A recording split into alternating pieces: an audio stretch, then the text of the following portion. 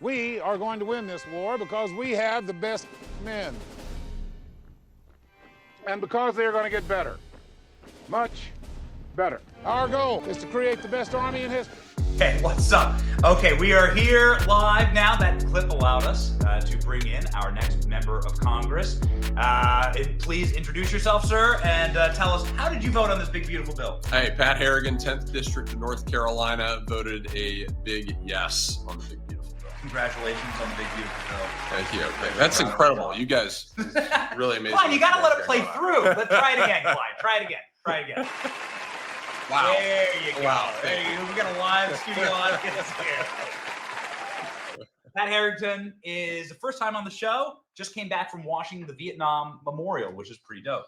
Yeah, there was a group of veterans every year get together and go down, wash the Vietnam Memorial. It's a really, really cool thing because what you got to do before you wash it, you got to prepare it. And to prepare it, you got to take all the mementos that people come and bring from all over the country and set down for their loved ones, and just what's down there, the little mementos with the different scriptures on it, different inscriptions, different little pieces of "I remember you" and this, that, or the other. Just it's a really special, touching time. Yeah. So okay, so that went well. Everything's nice and It went sparkling. great. Absolutely, yeah. And doing that, it's the most powerful memorial. Oh, I think it's the most powerful memorial in DC. Without a doubt, because the first time the country really turned its back on its military, right? And to go do that and have that kind of be the cherry on top after this big, beautiful bill in the last 36 hours that we've been working on it with no sleep. Yeah. And to get to go down there and finish that was really cool. But you're a Green Beret, bro. So you're like ready to rip. But I'm an old Green Beret. Okay. I'm not a young guy anymore. So what's up? What's harder, being going through Green Beret, becoming a Green Beret, and going through that training in that school and that skull cracking, or having to sit here in Congress and wait for something to happen? It's different. Both are difficult. Yeah. And one is difficult from the perspective of you're being really tough on your body. You're being tough on mentally anguishing, right? In terms of the training or whatever it might be. And the other is tough up here because it's so easy to see the problems. Like everybody sees the problems, but up here we don't deal with them, right? In our private companies, we see a problem, we solve the problem immediately. And up here we study the problem. We spend a lot of money dancing around the problem, waiting to kind of see if the problem will still persist, 5, 6, 7 years later, and never really get to solve the problem until it absolutely becomes a crisis. And that's really frustrating to watch. Yeah. So this is a good step, at least in a neutral or plateaued direction, right? Like this isn't what everybody wanted from the bill, but the bill is like a good step in the right direction. It's definitely not what everybody wanted from the bill, particularly if you're on the more conservative side of the House. But the reality is probably the best of what could be negotiated. It absolutely encompasses the broad majority of President Trump's policies and gives them the permanence of law. And overall, from that perspective, the best of what you can get across the finish line is kind of the definition of a good bill. I like the border security. It's the most we've ever spent on border security. Yeah. We had a bunch of fraud Republican leaders that promised us border security and funding, and nothing ever happened. So this is billions for border security, 275 billion. Yes, it's a lot. And ultimately what that hopefully does is it makes it impossible for future administrations to fail to obey and enforce the law. Yeah. Right. It's because at some point, President Trump reduced illegal crossings by 99% just by changing authorities, right? And it's something that us military guys know. We didn't lose the last 30 years of war because we lost the war. We lost the war because our politicians lost the war because they tied our hands behind our backs and they handcuffed us and they didn't let us do what we do best, which is go win. And President Biden didn't allow the Border Patrol to fundamentally do their job because he didn't give them the authority to do it. That being said, we want to make sure that never happens. We want to have an absolutely world-class border where we know every single person that's coming across, who they are, what their intentions are, make sure that we don't have national security concerns here. And that's exactly what we've done. So this has got to be a big victory day for you. Yeah. Yes. Okay. Yeah. It's Is that your favorite part of the bill? My personal favorite part of the bill was the suppressors. I'm a big Second Amendment guy. Let's go, man. So I come out of the So is it firearms taking the space. tax off the suppressors? Yeah, it Taking takes the 6 tax month- off the 6 month suppressors. wait? And I wish we went further with that too. Sucks, man, because I bought a suppressor like a couple months ago. It's going to get a It's lot so easier, annoying. Benny. It's about to get a lot easier and cheaper. Okay, and well, I'm cheaper, glad. It so. makes me happy for my fellow countrymen. Yeah. What a pain in the ass No that doubt. process was. No doubt. Oh, great. You just bought this thing. Now you got to wait 8 months to get it. Yeah, crazy. That's insane, man. Yeah, for something that's not even a firearm. That's right. I could like 300 years ago, I could have bought a cannon, right? And yes. just wandered around Yeah. Massachusetts with my cannon, That's shooting exactly birds right. or You know, whatever. It's wild how we've decided to classify some things, and the capricious and arbitrary nature of how the ATF goes and does business. Tell me all about it. We're starting to bring that to it. I haven't done a lot of research on this, so tell me what's happened now with suppressors. Well, really, all it did is just took the $200 stamp away, and we wanted to go much further, but really, Rich Hudson deserves the credit for getting this into reconciliation. He did a ton of work on it, and really kind of put his foot down. But a lot of folks were kind of working in the background alongside of him to make sure that, hey, we notched some 2A wins here, because it looked like we had this golden opportunity to get a lot of 2A wins, and we weren't going to get any. And there was kind of some issues and reasons for that, but we at least got one here, and I think it's a big one. Where would you like to see him go? So in a dream bill, Congressman, where would you like to see it? I'd like to see the full HPA brought in, right? So where suppressors aren't even regulated as certainly under the NFA. Would love to see them not even regulated as a firearm, because they're a firearm accessory, right? I mean, and people think, they call them silencers, right? There's nothing silent about a silencer. I mean, it's still loud, but at the very least, you get to preserve your hearing. Most other countries, even European countries, as liberal as they've become, you can just go in and buy a suppressor like that. Is that so? Yes, 100%. Really? Yeah, because what is it going to do? You're going to, hit somebody over the head with a cylindrical object. Like, I mean, that's just gave me that. That's all it is. I don't know what's on Tim Burchett's desk. I didn't know what was in it. Yeah, wasn't sure what I was picking up. So okay, that's what we're talking about today. We're going there next. That and a carburetor. Yeah. This is like one of those Pinky, what are we doing tonight? Trying to take over the world. Tim Burchett things, right? I love the reference. I appreciate it. Older millennials, stand up and be proud. Okay, yeah, anything can happen in Tim Burchett's office. It's really something else. That's his bed right there. I can't believe it. Super nervous being in here, by the way. We're on the baseball team together, and I've come to know Tim. And, there's a whole wall of bats. Is this right? I feel like I've come to know too much in some regards. So.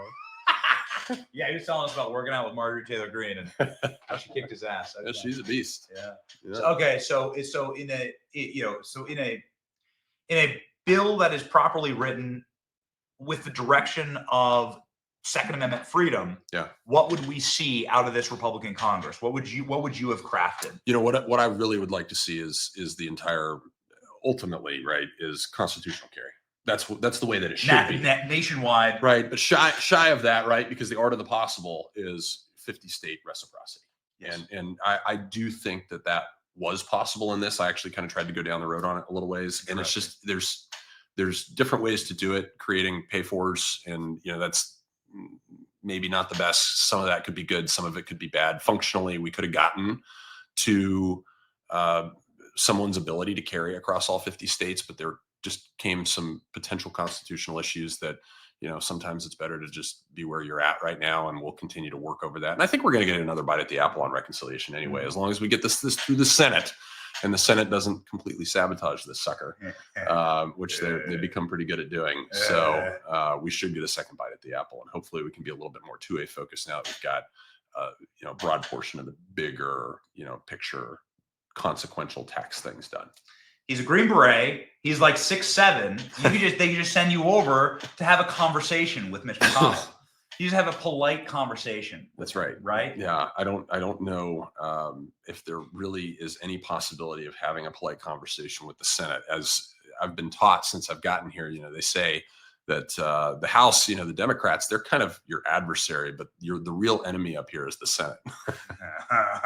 Yeah. Okay. So speaking of that, military man, law and order, LaMonica McIver punching police, military police, Homeland Security police, actually, and getting arrested for it. That's right. So what should happen there? As she should get arrested for it, and she should be prosecuted. That's exactly what should happen. But what about Congress? So Congress has a role to play here. Look, I think Congress has a role to play in terms of being responsible and respectful citizens in their discourse, right? Just because you're Congress doesn't mean that you have any sort of special dispensation that other citizens don't get to have. You're still a member of the citizenry here, and you've got to follow the law. President Trump is creating an environment where we are going to enforce law and order in this country, and that's exactly what's playing out. It's great. So, but would you be in favor of censure or kicking her off committees?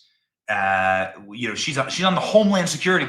She's on the Homeland Security committee, bro. I know. And here she is punching Homeland Security officers. It's crazy. So would you be in favor of that? Absolutely, 100%. Yeah, and that's the direction that you were going. Forgive me for not. No, So there's the prosecution that's happening with Lena Haba. Yep. She's a friend of the show. We invited her on. We want her to kind of explain where that is.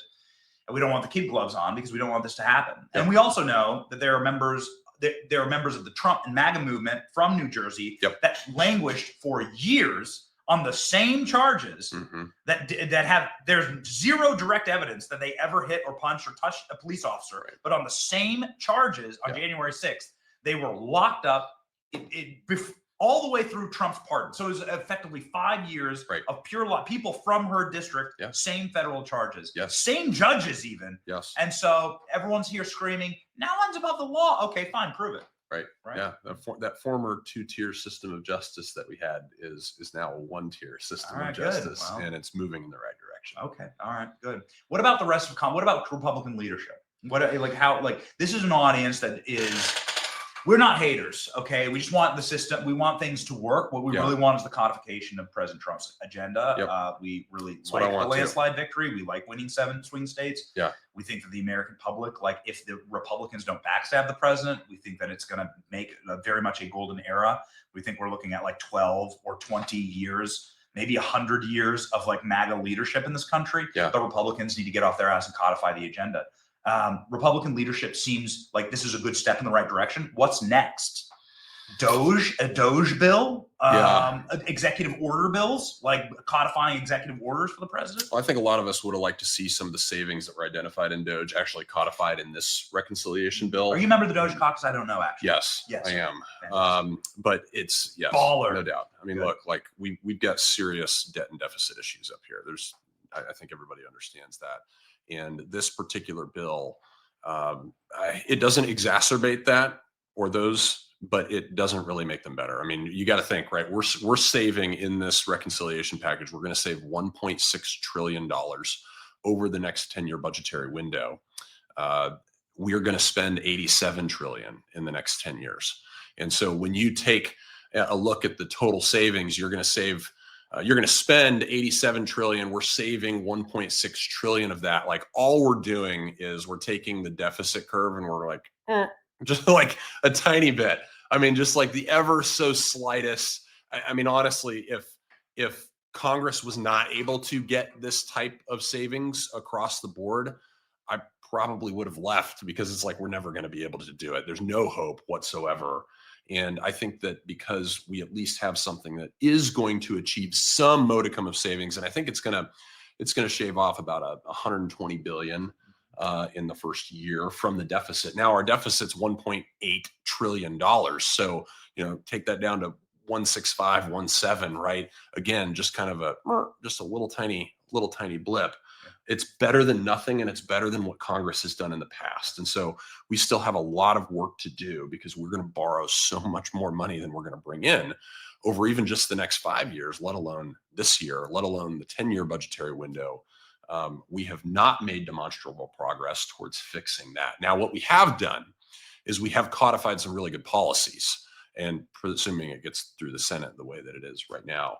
And those policies should create a pro-growth environment that allows small businesses, middle class, and really every single level of taxpayer to be successful, take more of the money that they earn, keep it in their pocket, invest it the way that they want to invest it in order to grow their wealth or live their American dream.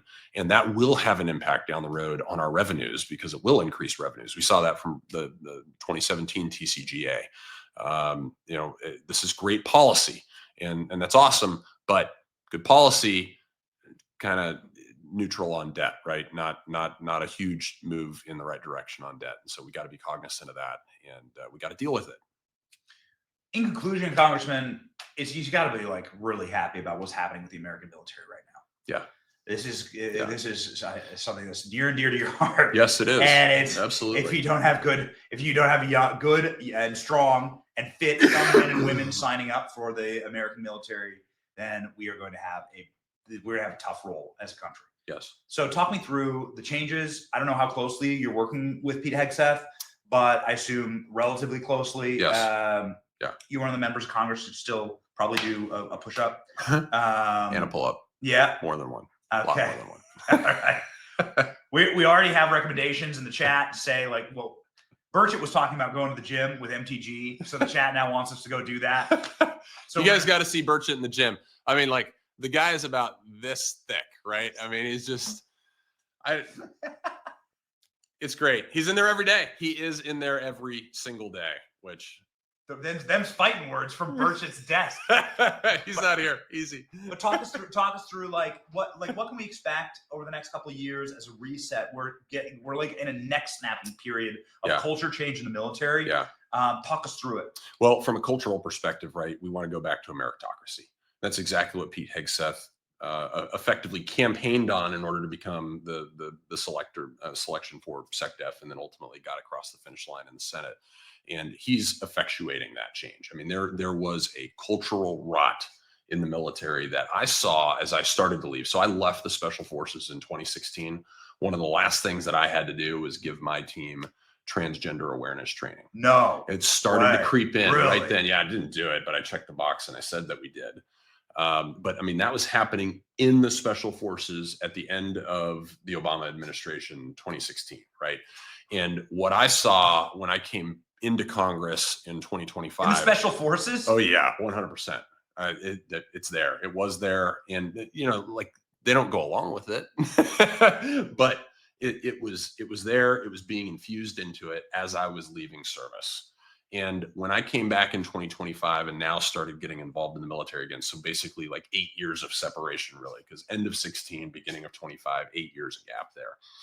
What I saw talking to our senior leaders was nothing short of absolute cultural rot. I mean, giving speeches that have land acknowledgments in them, referring to servicemen and servicewomen as service persons, right? That's a very specific term. And when someone says that, when a general gets up and they say that publicly, that is a very, very intentional term. And it tells you everything you need to know about what's going on in their brain and in their heart. And we have to root that out of the military. It's got to go away, because that will cost American blood when reality actually sets in and we have to deal with some really difficult decisions that aren't prioritized by a DEI sort of a schema. So hold on. I know the audience, I know the chat knows land acknowledgments, but I just want to set the table here. You're telling me that American military generals would get up and say, I'm speaking here on land that was once the Choctaw tribe. I witnessed it personally after coming into office. The same American military that fought to gain that land and spilled blood, quite famously, all across the nation in order to secure that land. Yes.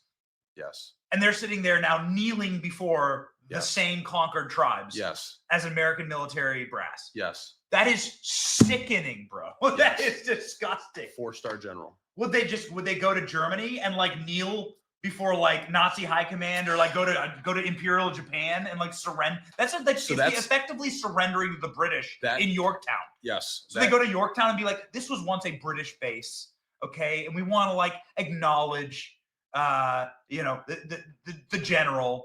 Oh shoot, what was it? Cornwallis. Yeah. We want to acknowledge Cornwallis was here. That's what they're doing. Yes. You're exactly right. And to give you kind of the perspective on what type of an impact this has, right? When you say kneeling down and when you say surrendering, I was in Copenhagen a couple weeks ago on a defense trip, because we are working very heavily on the Armed Services Committee to make sure that our European allies are paying their fair share for their own defense, that we don't care more about their defense than they do. Yeah. Right. And happy to report that a lot of European countries are actually stepping up. They're significantly increasing their defense spending. But we were with the Prime Minister of Denmark, and the Secretary of State equivalent, the Minister of Defense, all these very senior level folks were talking. And one of our delegation asked, and I said, this is such a beautiful city. How did you preserve the history through World War II? How did Copenhagen survive? And I will not say who said it, because it would be an international problem, right? But they said, oh, that's easy. We surrendered. Yeah. And you've got to understand, like, this is the mentality we have to root out of our military. Like, it has no place That was a in member of Congress America. that said that? Or No. That was a very senior foreign level person. Oh, man. Yes. Okay. That's what we call a DEI hire. It's, it's scary, right? When you have that, because you got to understand this, the military, it's real. Went to West Point, and everybody at West Point and all my peers are like, Pat, you get a free education, and you realize, you go through it and you're like, man, this is really incredible. This is a great honor. This education, I didn't have to pay for it. And you realize it is not free the second a bullet snaps right past your head. It's not free at all. And those decisions become very real. The consequences become very real. And there is no substitute for victory at that point in time. And if we have people that morally equivocate on what our values ought to be, what we should stand for in this country, we're going to lose the next fight that we might not choose to fight, right? We've been so weak for so long. And this is where I get very passionate about defense, because I ran for Congress because I was convinced that the way that we left Afghanistan condemned the world to conflict. For real. Yeah. Because we've been so weak for so long. Pussies. Right? We were pussies on the world stage. Yeah. Yes. And not only that, we killed our own people. Right. Which is crazy. Yeah. Do you remember watching? I mean, you probably watched it from a very different sense than I did. But I think everybody in the audience, let me know in the chat if you remember this, because we were live during this. You were watching the pullout from Afghanistan. It was summer 2021, and there was like this feeling that something horrible was about to happen. And you watched the Taliban swoop in, and you watched everything collapse, and you saw the helicopters. It's amazing how they buried that footage. You saw the helicopters taken off from the U.S. Embassy, and there was this cloud of darkness where it's like, fuck, man, something horrible is about to happen. It was so predictable. Yes. Guys like me, I did not serve, right? Yep. But guys like me, like just regular Americans, could feel that energy. That like these jackasses are so incompetent. They're being so retarded here that there's something terrible's about to happen. Yeah. And it was like when it happened, when that bomb hit, it was like, it makes your blood boil, right? Yes. Yeah, it does. And we loosed the chains of darkness around the world through that exile from Afghanistan. No, it's totally, all of us kind of felt it. Like I haven't slept for the last 36 hours. I didn't sleep for almost 4 days when Afghanistan fell, because it was so, I knew what it did to my kids' generation. And so we have to set the conditions for us to win the next conflict. And look up here, my charter, if I could do two things, number one would be, don't fight wars we shouldn't fight. It's incredibly important. But we have to absolutely set the conditions to win the ones we have to fight. And what we have to understand is, because we've been so weak for so long, that we have ceded the choice of whether we enter conflict to our enemies. We are so used in this country to choosing whether we get into a fight or not. And I think that we've been so weak for so long that we no longer are in control of that decision. And we have to be prepared to fight. And the way to win the next conflict is actually to not fight it, because we properly set the conditions to win it, and we properly deterred it. That's what we have to do. We absolutely have to fundamentally transform our military. And I think we've actually done that through the reconciliation process. The $150 billion of additional defense spending that we have Golden Dome is, yes, largely very good spending. Largely, not perfect, not, I'm a freshman here, but from a government perspective, it's largely very good.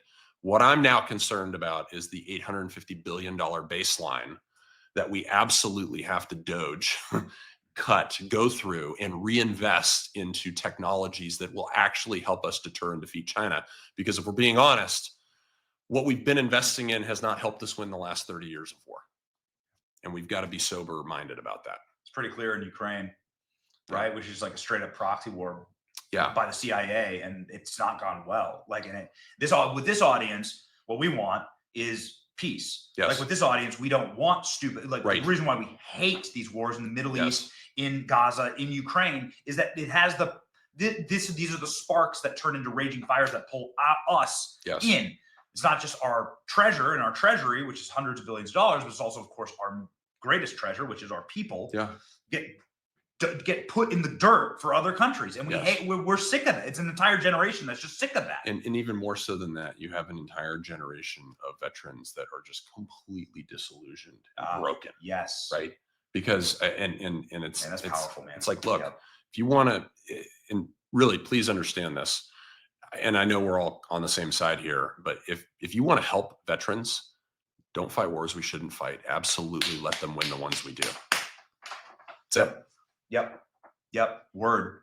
That's an entire generation walking through, and then like having smart defense. Yes. Letting Elon and letting some of these kick-ass companies, some of these AI companies build some really scary shit. Yes. And letting it rip. And Yep. just like the best deterrence, right? Right. It's like, and that's what we're doing, right? Right, So we're yeah. working a systematic process now on the House Armed Services Committee. Like we got the 150 billion, a good spend. Now we got the 850 billion. Half of that is payroll. So that's just off the top. That's going to our soldiers. Now we've got to focus our Army, our Navy, our Marine Corps, our Air Force on making sure that we're investing in assets that are actually relevant to deterring and defeating China. We've got to get rid of all these parochialisms that we have.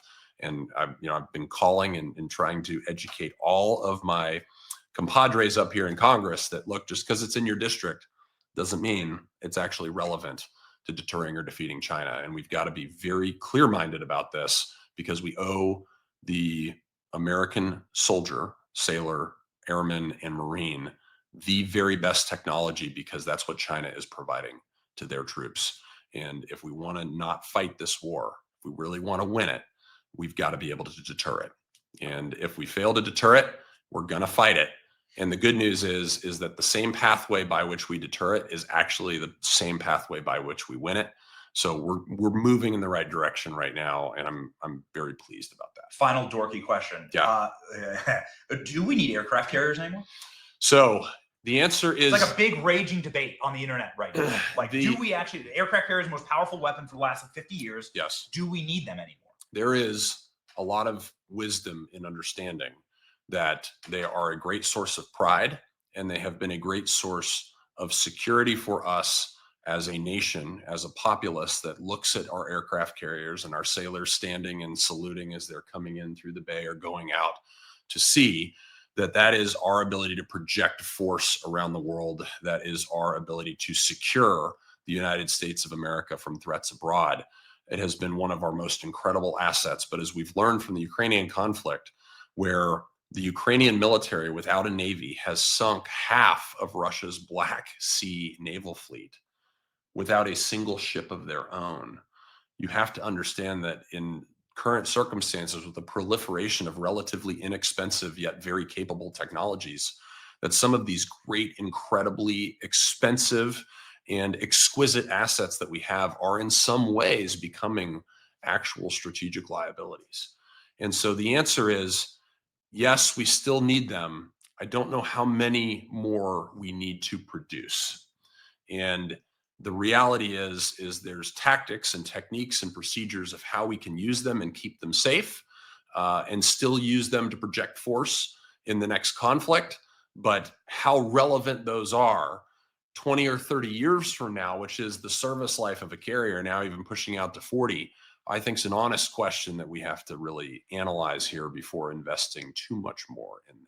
Really cool. Mm-hmm. Really cool. Yeah, I mean, it's like everyone's like, China can make a lot of aircraft carriers. I was like, well, yeah, but like they could be smoked like very quickly, from under the water, from above the water, Yes, from top the water. And look, we have to have a seafaring capability. There's no question about that. But when we try to overcome the tonnage deficit that everybody knows about that exists with China, even amongst the sum of all of our ally base, there's a still significant tonnage gap.